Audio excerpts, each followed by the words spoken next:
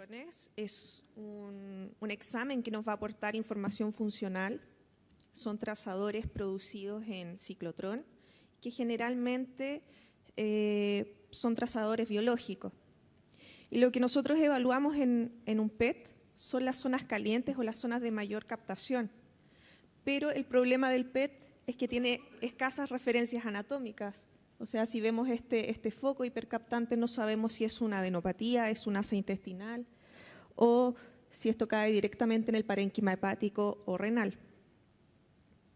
Es ahí donde entra nuestro escáner, que nos otorga más detalle anatómico, mejor resolución espacial que el PET, pero no siempre puede distinguir entre una enfermedad benigna o una maligna. El PET-CT lo utilizamos para visualizar las áreas de actividad metabólica que son anormalmente altas, mientras que el TAC lo empleamos para corregir la atenuación del PET, localizar la anatomía de las diversas áreas con alta actividad metabólica. Y actualmente casi todos los equipos son multimodales, o sea, combinan la tecnología PET y el CT. Y eso nos permite realizar imágenes de fusión y que vamos a tener la información complementaria de ambos estudios.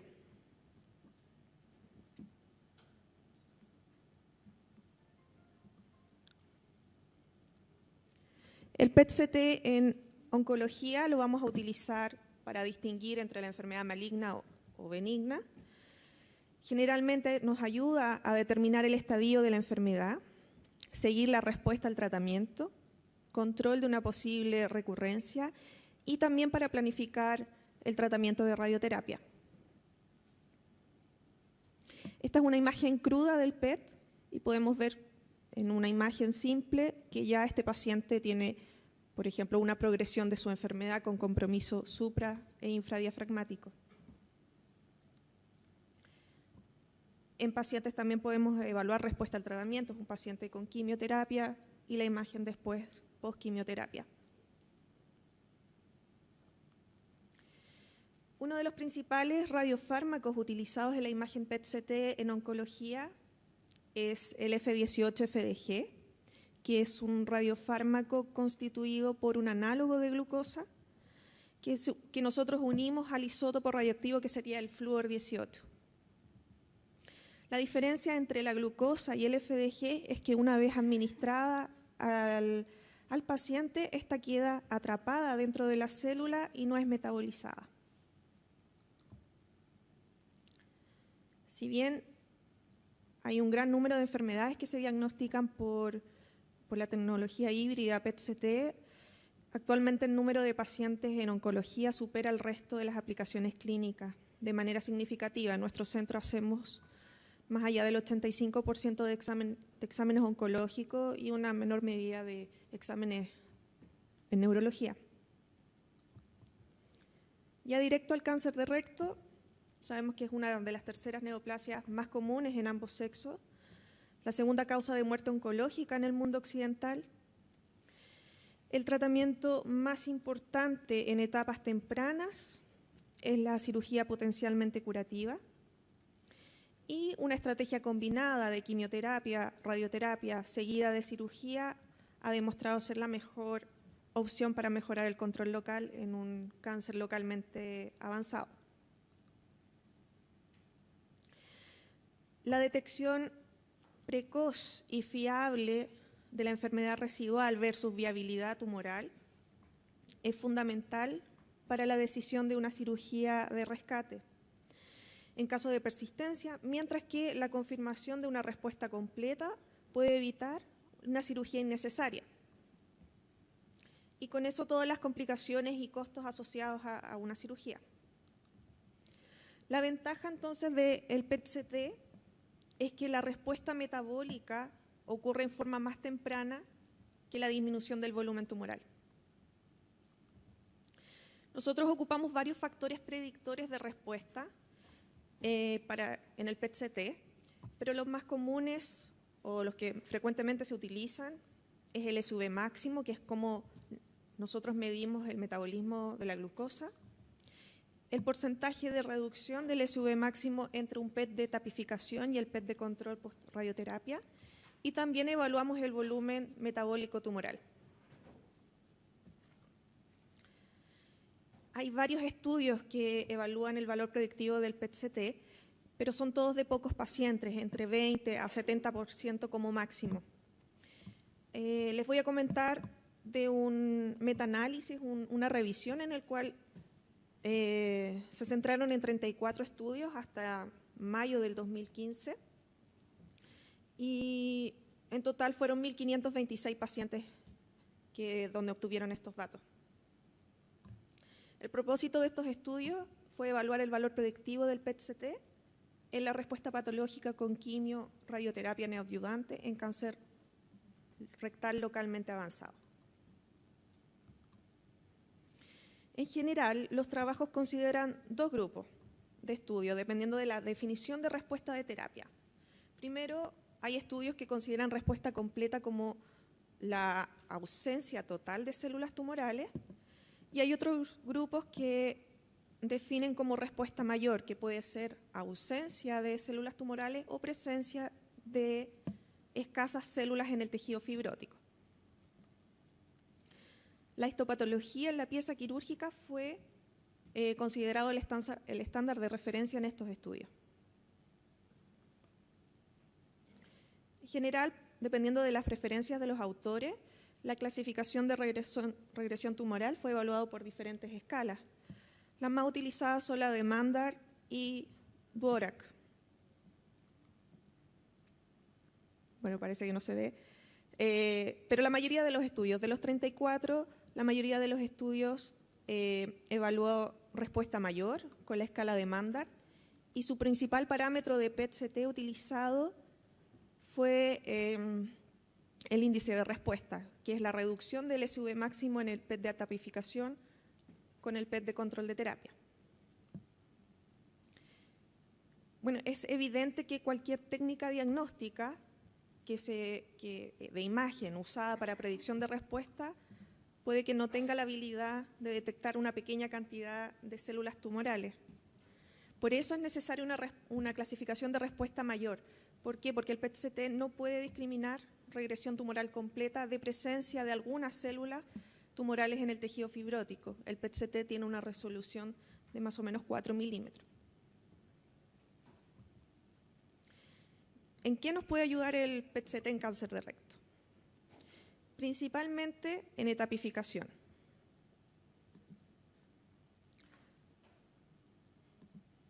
Este es un paciente con cáncer de recto superior que fue remitido a nuestro centro para etapificación, y ya en la imagen cruda podemos ver esta masa metabólica que es bastante notoria, pero si se fijan igual ya podemos ver que en el parénquima hepático hay ciertos focos hipercaptantes pequeños que ya nos habla de un compromiso secundario hepático. También podemos evaluar cambios posactínicos. Es importante el PET-CT en la evaluación de los cambios posactínicos, ya que el CT por sí solo no puede diferenciar fibrosis o enfermedad residual de los cambios inflamatorios. Por lo tanto, el PET nos va a otorgar una información mucho más acotada, y nosotros lo describimos generalmente como un aumento difuso del metabolismo que abarca casi todas las paredes del recto, y también hay aumento del metabolismo en los tejidos perirrectales. Este es un paciente de 52 años que no tenía PET-CT de tapificación, pero fue tratado con radioterapia y quimioterapia hasta más o menos el 16 de noviembre del 2016, y nosotros le hicimos el control de PET al 12 de enero del 2017. Evaluar el tejido tumoral viable es uno de los desafíos de las imágenes diagnósticas. El PET-CT obviamente nos puede ayudar a establecer el diagnóstico diferencial y, por tanto, el manejo. En este paciente, si ustedes se fijan en la imagen cruda, ya podemos ver un pequeño foco en el... Perdón.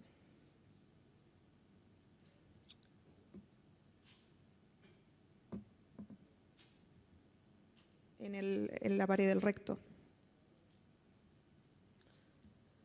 En los cortes axiales vemos de este paciente, que es un paciente de 67 años, tuvo un cáncer de recto inferior, que se trató con radioterapia y quimioterapia en enero del 2015, y nosotros le hicimos el PET de control el 26 de marzo del 2015.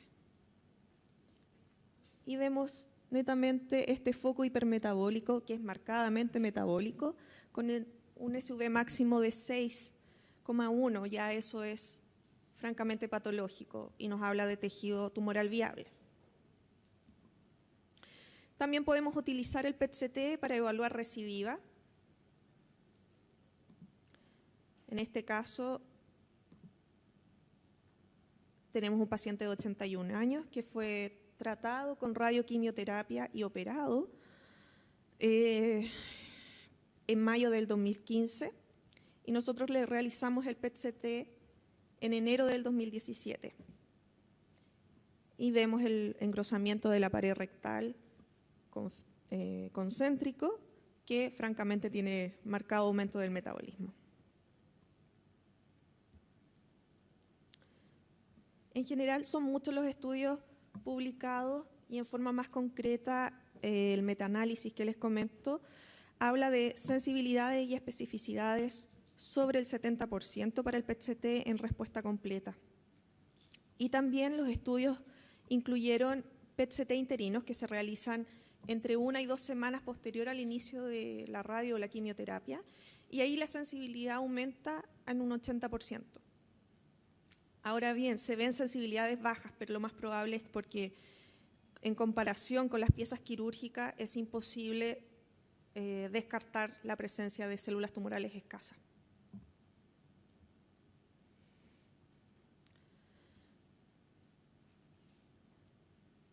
Bueno, como les decía, la sensibilidad y especificidad es sobre el 70-75%, pero se demostró que hay mejor sensibilidad y especificidad en PET interino, que superan el 80%.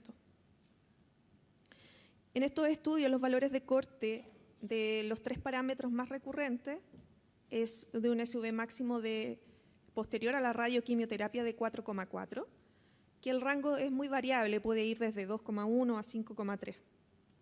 Y el índice de respuesta, que es el porcentaje de reducción del SV entre el PET de tapificación y el de control, es de cercano al 63%.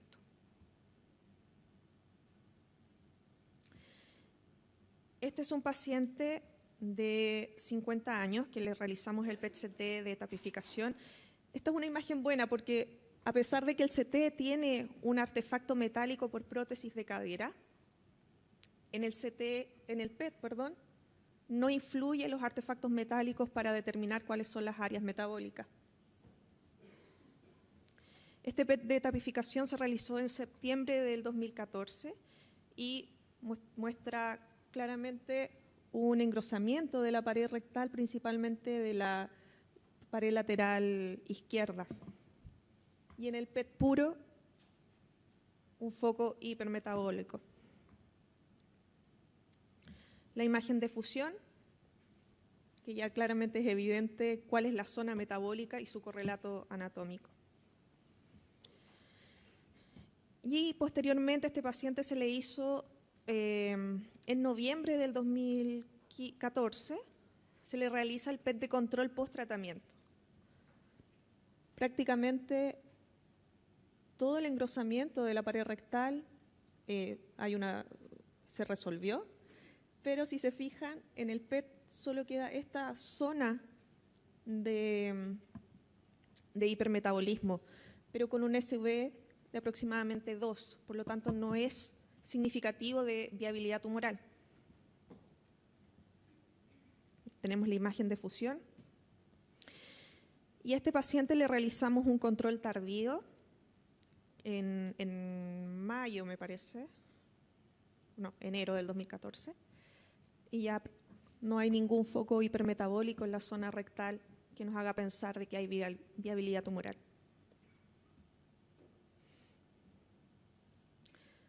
El resumen de los 3 estudios.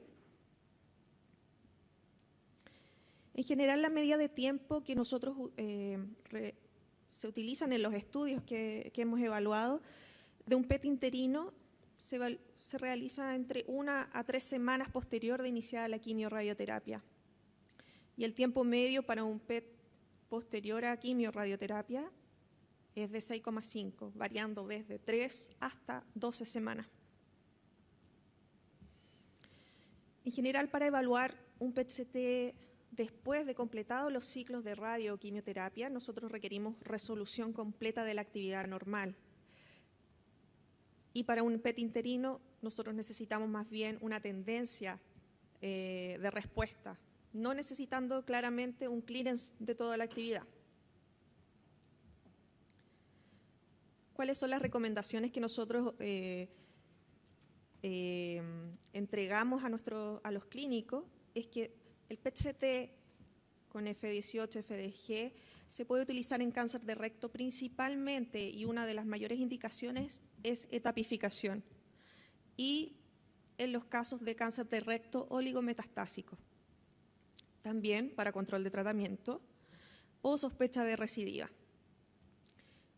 Nosotros sugerimos que el PET-CT interino, después de iniciada la quimio o la radioterapia, se realice entre 2 a 3 semanas de iniciado, porque ahí ya podemos ver una tendencia de respuesta. Y el PET-CT posterior a la quimio, ha terminado los ciclos de quimio y radioterapia, realizarlo entre 6 y 10 semanas. Los estudios no muestran diferencia en sensibilidades en un PET realizado a las 6 semanas y un PET realizado a las 12 semanas. Y nosotros utilizamos el índice de respuesta, el SV máximo y la reducción de volumen tumoral como nuestros factores predictores de respuesta completa en los tratamientos. Muchas gracias.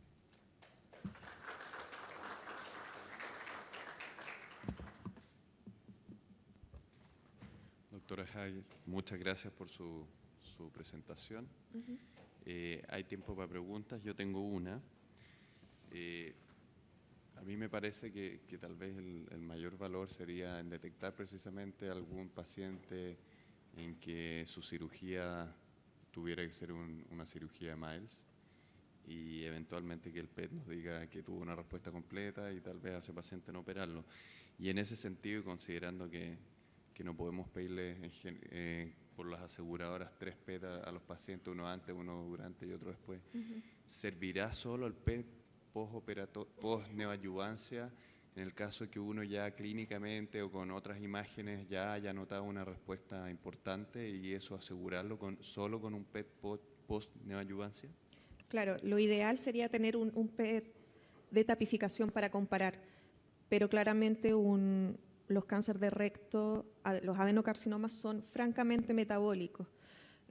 Por lo tanto, si en la lesión vemos metabolismo muy bajo, menor a 2, un SV máximo menor a 2, eso nos habla que no hay viabilidad tumoral.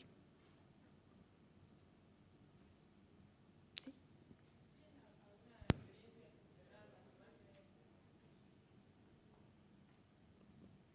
¿Tienen alguna experiencia de fusionar las imágenes del PET con la resonancia? Sí, nosotros podemos fusionar las imágenes, pero lamentablemente el correlato anatómico no es exacto, a diferencia de una imagen que se toma al mismo tiempo en el PET y el CT.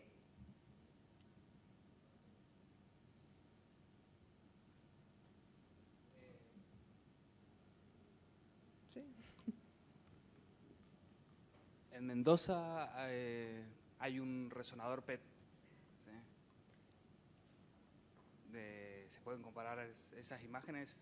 ¿Son más comparables que sí, una resulta resonancia que sola y después el PET? Lo ideal en cáncer de recto para el localmente avanzado sería realizar imágenes PET resonancia, pero por lo costoso que es el examen y todavía la técnica de de la resonancia con el PET se demora bastante, son como más de 2 horas en realizar una imagen. Doctora, ahora que hay alguna tendencia en algunas instituciones de usar los esquemas acortados de radioterapia, ¿en qué momento, si usa ese esquema, usted haría el PET o en ese grupo no lo haría? La respuesta inflamatoria de la radioterapia generalmente está presente hasta después de 12 semanas de iniciada la quimio o terminada la radioterapia, perdón. Pero sí, como les comenté, podemos ver tendencias. O sea, si usted requiere de un PET a las 2 o 3 semanas de iniciar una radioterapia, podríamos ver resultados. Bien, muchas gracias, doctora. Gracias. Vamos a pasar con la siguiente charla. Nuestro próximo expositor es el doctor Rubén Romero. Él es coloproctólogo, es jefe del equipo de coloproctología del Hospital de Ipreca. También es jefe de equipo de coloproctología en la Clínica Tabancura. Él tiene mucha experiencia, fue formado en Barcelona. Él va a hablar de cirugía colorectal mínimamente invasiva y él además es profesor de posgrado de la Universidad Diego Portales.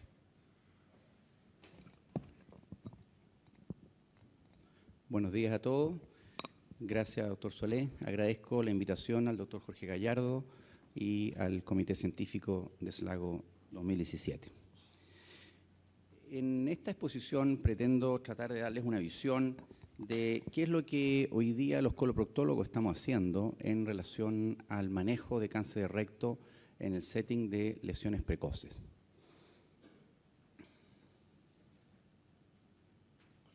Todos sabemos que el cáncer de recto es una realidad epidemiológica importante en América Latina y la realidad en nuestros países en general es que tenemos un diagnóstico tardío. Por consiguiente, encontramos con nuestras series de pacientes en general en estadios avanzados al momento del diagnóstico, en etapas de tumores en el espesor de la pared T3 o T4, muchos de ellos con compromiso linfonodal y además de eso, no olvidemos que un tercio, casi un 25, un tercio de las series nuestras, incluso en todo el mundo, se diagnostican en etapa metastásica. En Estados Unidos ha ido cambiando un poco la realidad, por un lado, dado la existencia de mayores recursos, una población que de alguna manera hoy día tiene mayor conciencia de autocuidado, el desarrollo de algunos programas de screening, que igual siempre son menores a los que las sociedades quisieran, pero eso ha permitido que en los últimos 10 años en Estados Unidos ha habido una disminución de la incidencia de cáncer colorectal global y también dentro de eso cáncer de recto. Y a su vez, datos entregados por el Instituto Nacional del Cáncer del año 2013 demuestran que un poquito menos del 40% de los pacientes hoy día en Estados Unidos se están diagnosticando en estadios precoces, cosa que es muy distinta a la realidad nuestra. ¿Y qué es lo que es estadios precoces cuando estamos hablando de cáncer de recto? Pues bien, obviamente nos referimos a tumores que en el espesor de la pared se alcanzan T1, es decir, hasta la submucosa, o tumores T2 hasta la muscular propia.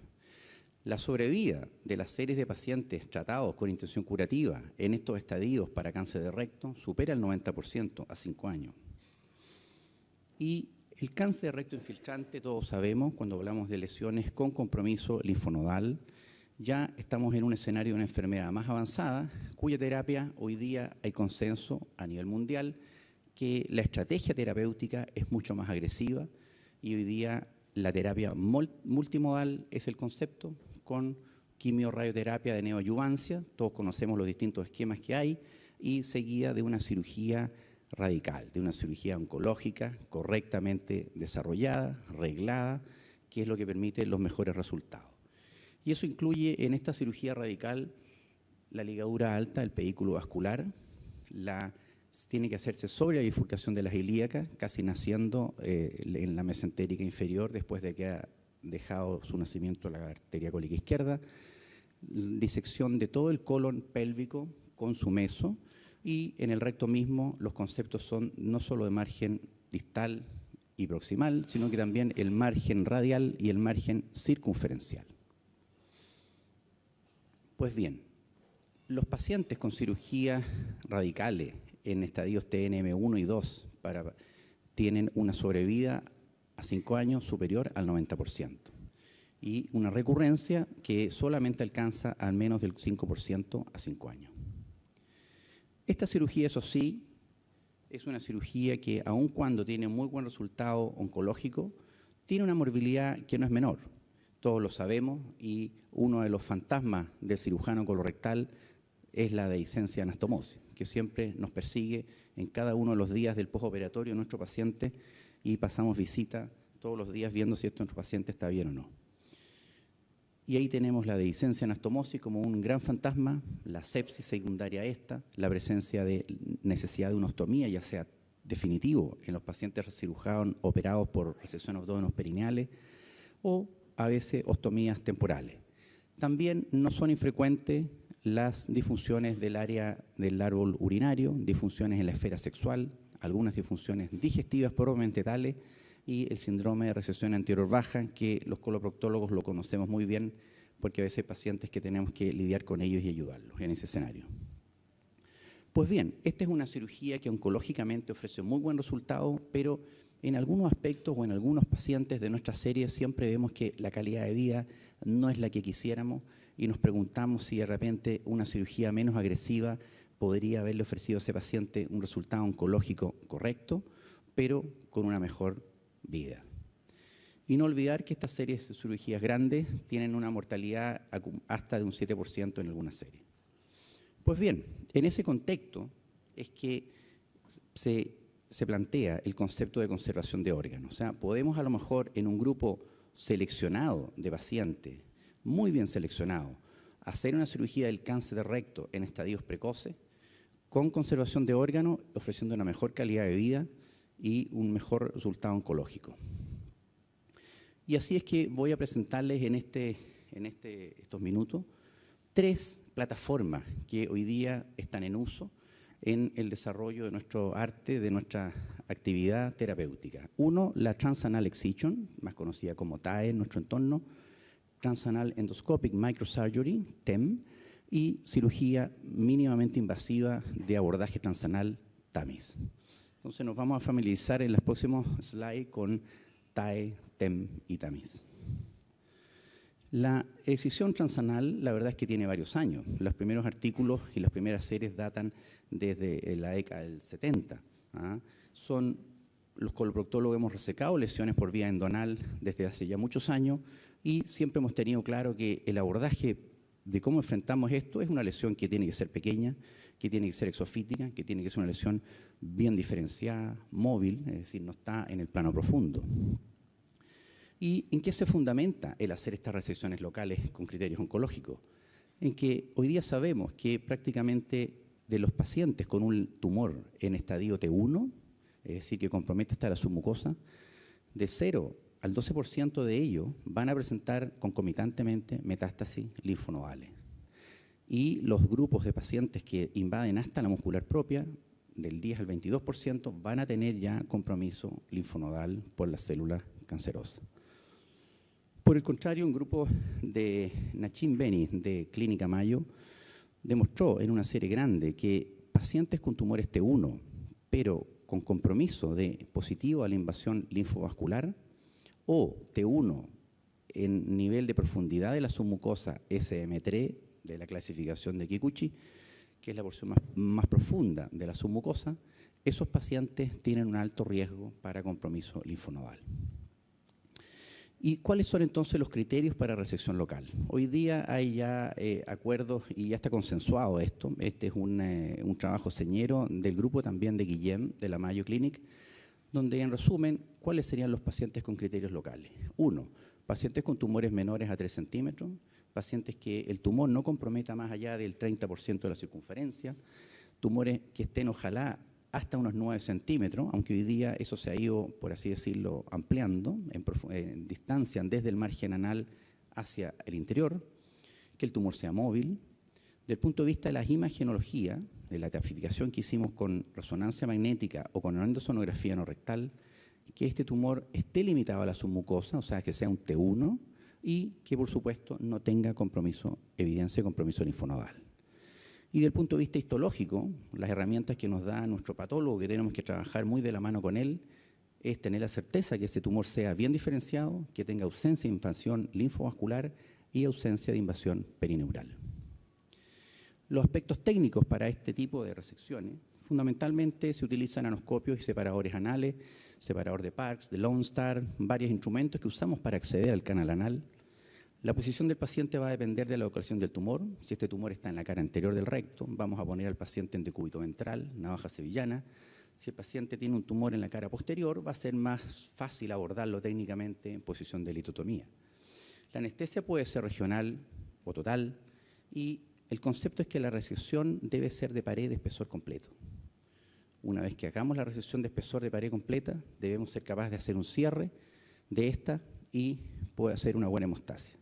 La pieza operatoria debe enviarle al propio cirujano marcando los niveles, cómo está para la posición, y estos pacientes en general tienen un buen postoperatorio. Ahí tenemos una valva anal clásica y el separador de Lone Star que nos permite una exposición bastante adecuada del canal anal.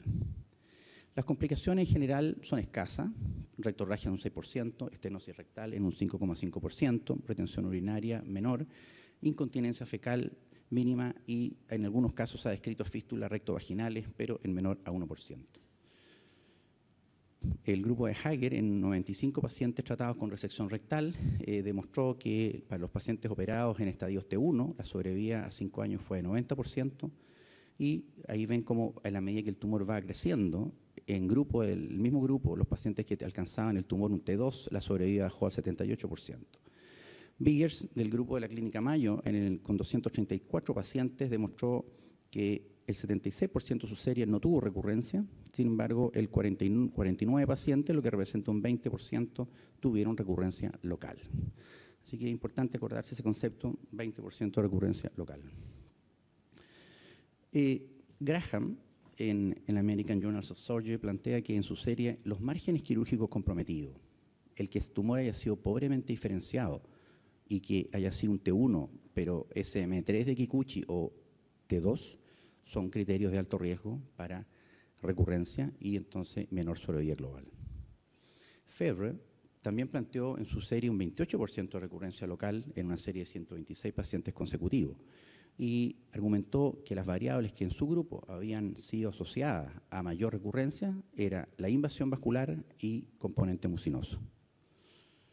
Mel Green, de Minnesota, plantea y hace un estudio comparativo interesante, 108 pacientes expuestos a resección local, T1 y T2, contra 153 pacientes, también T1 y T2 en N0, pero operados con cirugía radical. Y es interesante ver cómo los pacientes operados con resección local tienen una recurrencia en T1 de 18% 5 años y los con cirugía radical más agresiva 9% 5 años. Para los tumores T2 con manejo local, 47% de recurrencia y eso baja significativamente a 16% a 5 años con cirugía más agresiva. Lerner protocolizó el manejo de hacer endosonografía en forma continua, o sea, seriada, a los pacientes operados con resección local.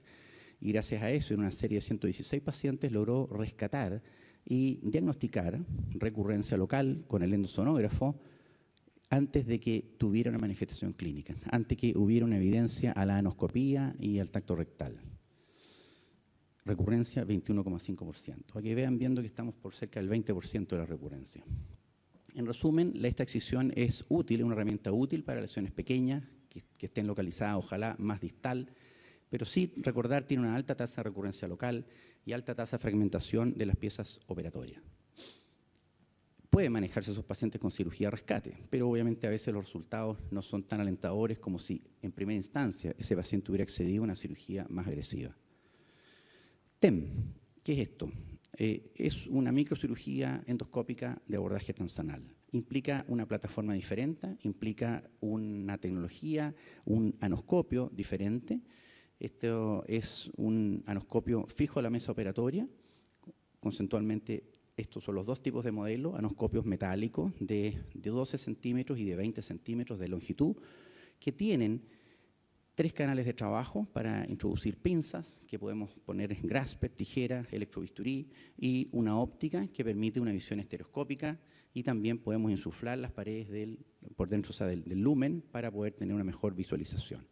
Tiene una mejor visualización, mejores condiciones para trabajo, pero por el mismo largo de los mismos proctoscopios no es muy adecuado para lesiones muy distales. Ahí tenemos fijado al brazo que le permite fijar este proctoscopio o este rectoscopio a la mesa operatoria. Y ahí tenemos en un setting, en un paciente ya instalado. ¿Y cuáles son los resultados con esta aplicación? Primero, es importante la distancia del tumor al margen anal. Hoy día se ha visto que tiene un gran rendimiento para lesiones de recto medio y de recto alto. Cuando trabajamos el recto alto, eso sí, tenemos a veces el riesgo de eventualmente hacer una perforación de pared completa y vamos a caer a la cavidad peritoneal. Con lo cual, ahí entramos en una situación desafortunada de posibilidad de diseminación, de contaminación, de tener que convertir una cirugía TEM a una cirugía radical.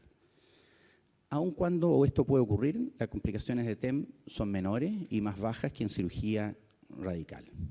La conversión de TEM a cirugía radical en realidad es bastante baja, 4,3%. La hemorragia es la principal complicación, las infecciones del tracto urinario y la dehiscencia de la sutura de la pared rectal. Incontinencia anal se ha demostrado en más o menos el 1% de las distintas series y tiene relación con que el diámetro del proctoscopio obviamente que va a generar un eventual daño a veces en el aparato esfinteriano en algunos pacientes, pero afortunadamente es temporal. Esta tecnología TEM la verdad es que no ha adquirido gran popularidad, por así decirlo, dentro de los coloproctólogos de todo el mundo. ¿Y por qué? Por un lado, es una tecnología que es cara. Por otra parte, tiene una indicación limitada.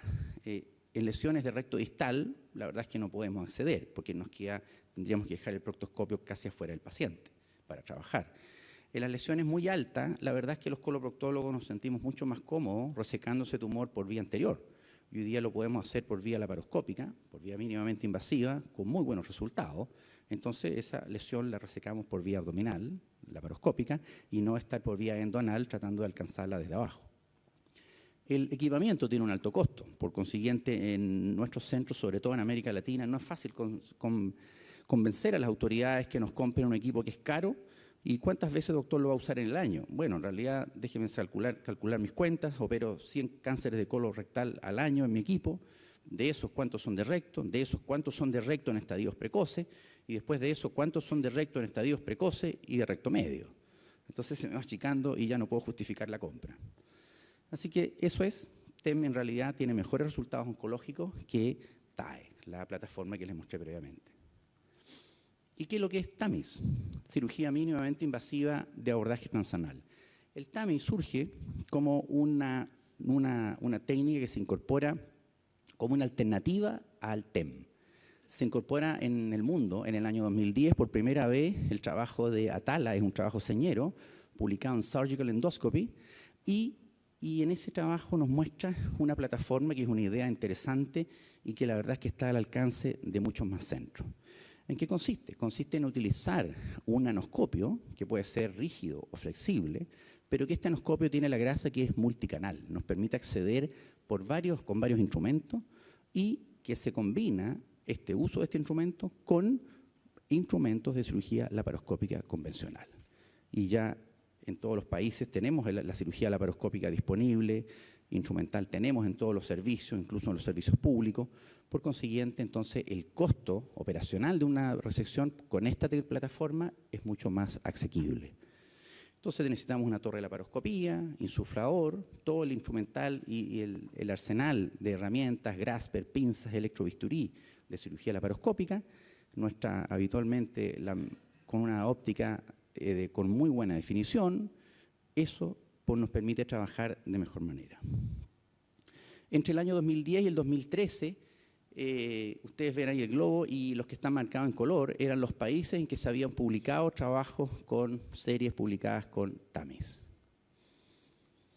Ahí ven los distintos, hoy día, los 3 más comunes que se utilizan en el mercado mundial de 3 casas fabricantes, que son en el fondo uno es rígido, otros son de material más flexible, de siliconas que se introducen en el canal anal, ocluyen el canal anal y permiten que nosotros insuflemos y que a través de ellos hagamos pasar nuestros instrumentos, tengamos una muy buena visualización, individualización de la lesión, definir sus límites y hacer una resección en bloque, ojalá sin fragmentación. Ahí tenemos cómo se vería en una visión, en un corte lateral, accediendo con nuestro instrumental a la pared del recto. Ahí tenemos en un setting en un paciente ya instalado el anoscopio con multicanal, con 3 trócares, y ahí trabajando, haciendo una resección transanal con la plataforma TAMIS. ¿Cuáles son las aplicaciones actuales en cáncer de recto de TAMIS? Fundamentalmente 2. 1, resecciones locales de cánceres precoces de recto, o sea, lo que es la local excision, y en ese caso Albert fue el primero que plantea este abordaje con una serie publicada en Disease and Colon and Rectum el año 2013, con 50 pacientes. Y la otra gran aplicación, aparte de la resección local, es el desarrollo de un nuevo concepto que es la excisión total del mesorrecto, pero por abordaje perineal. Siempre hemos luchado los coloproctólogos, cuando teníamos solo la cirugía abierta, cómo lograr la disección, cuando ya bajamos al estrecho inferior de la pelvis y seguimos bajando para un cáncer de recto medio, sobre todo en hombres, pelvis estrecha. Todos conocemos la dificultad técnica que implica poder disecar, poder pasar por el holy plane, el plano sagrado, dejando indemne la fascia presacra y lograr sacar el mesorrecto completo para poder hacer una cirugía oncológica correcta. Y en este caso nos estamos planteando, saquemos el mesorrecto por abajo, a través de una plataforma de origen que parte como endonal, pero que después se transgrede la pared rectal y se sigue disecando hacia arriba. Y eso el grupo Atala del Florida Hospital en la ciudad de Orlando, en el año 2013, presenta su primera serie y con los casos iniciales. En el escenario de resección local, para la plataforma TAMIS, desde el año 2009 al 2013 hay 33 estudios publicados en 16 países en total. Esos reúnen, si juntamos toda la serie, 390 procedimientos TAMIS, de los cuales es interesante ver que solo 4 series tienen más de 25 pacientes y solo 2 trabajos tienen más de 50 pacientes.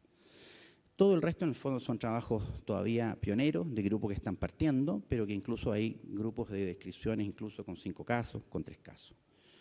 En 22 series se empleó la plataforma SILS, es decir, es uno de los ports, pareciera que es el más, entre comillas, el que ofrece mejores condiciones para el uso, de los que les mostré recién, de estos anoscopios multicanal. Y el grupo de Atala, que es una de las series grandes de 50 casos, con 20 meses de seguimiento, muestra una recurrencia local de 4,3% y un nivel de márgenes positivo de 6% en la serie D de sus 60 casos. Recordemos que cuando les hablé de transanal excision, hablábamos de alrededor del 20% de recurrencia local. De los 390 procedimientos de estas series publicadas en ese periodo, el tamaño de la lesión, en general, la mediana fue de 3,1 centímetros y se ve que el más chiquito era 0,8. Incluso hay un par de grupos con tumores que en el fondo uno al ver ahí 4,75 centímetros, estamos quedando como fuera de los criterios de resección local planteados por Guillem en el grupo de la Mayo Clinic. O sea, uno dice, ese paciente yo no lo hubiera operado por ese abordaje. Es más, también otro detalle importante, varios grupos han argumentado y han publicado el hecho que TAMIS es una plataforma compleja, eso sí, para acceder a lesiones muy distales.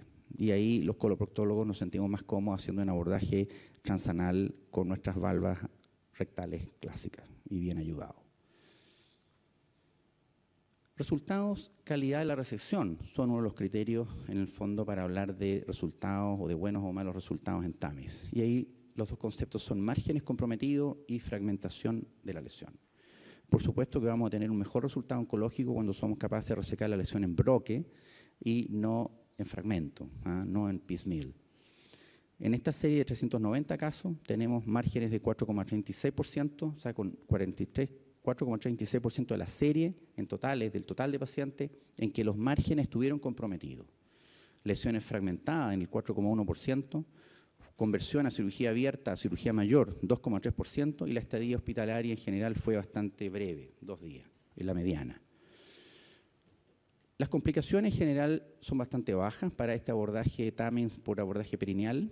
En general se clasifican, el grupo de Clavidia Dindo estableció una clasificación para TAMIS en grado 1, 2 y 3, de las cuales la complicación más temida es cierto la rectorragia, que requiere una intervención quirúrgica posterior, y la perforación de recto, que también entramos a la cavidad peritoneal accidentalmente y tenemos que resolverlo, ya sea por misma vía endonal o la gran mayoría de las veces acceder a una cirugía abierta por vía abdominal.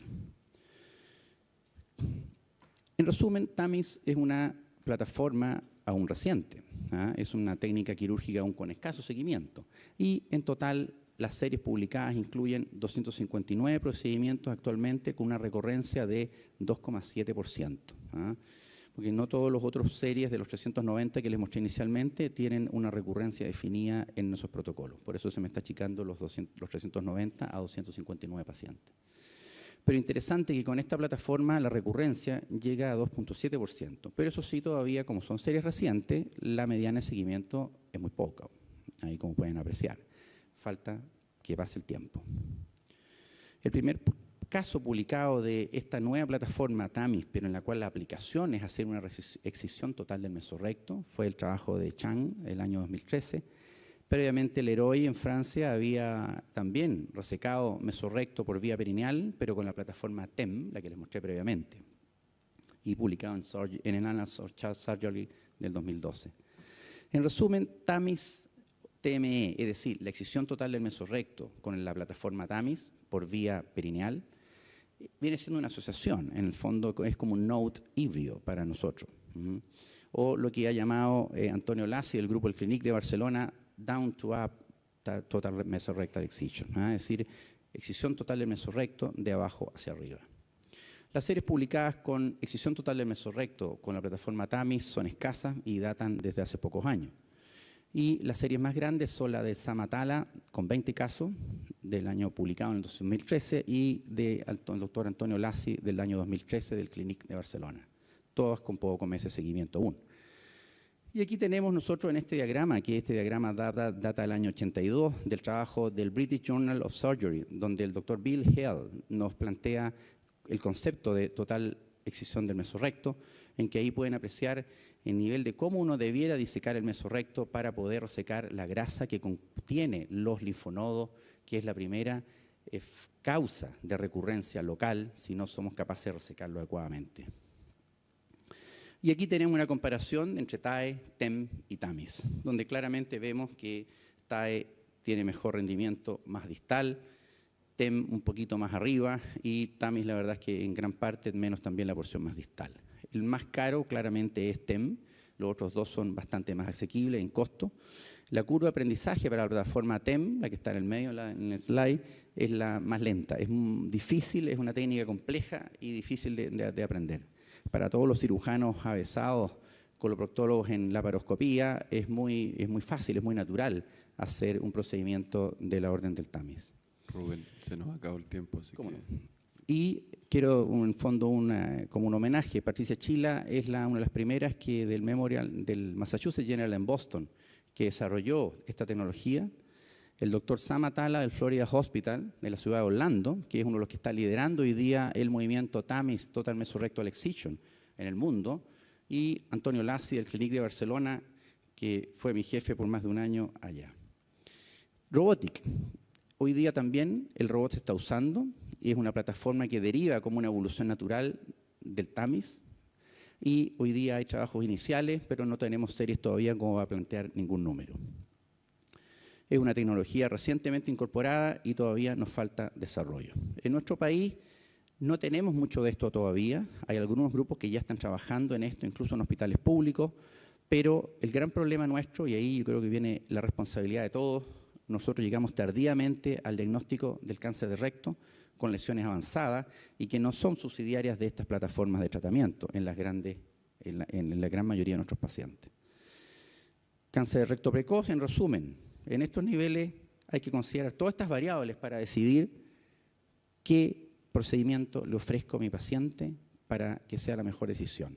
Y esto informando a mi paciente de las tasas de recurrencia, de las complicaciones, y que sea una decisión consensuada entre el equipo de expertos, tratante y su paciente.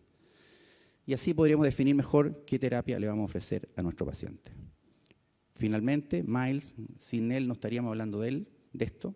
Él fue el que en el año 1908 en el Lancet planteó el concepto de la recesión abdominoperineal de Miles, y Bill Held, que en el año 82, o sea, hace muy pocos años, recién nos heredó el concepto de la excisión total del mesorrecto. Muchas gracias.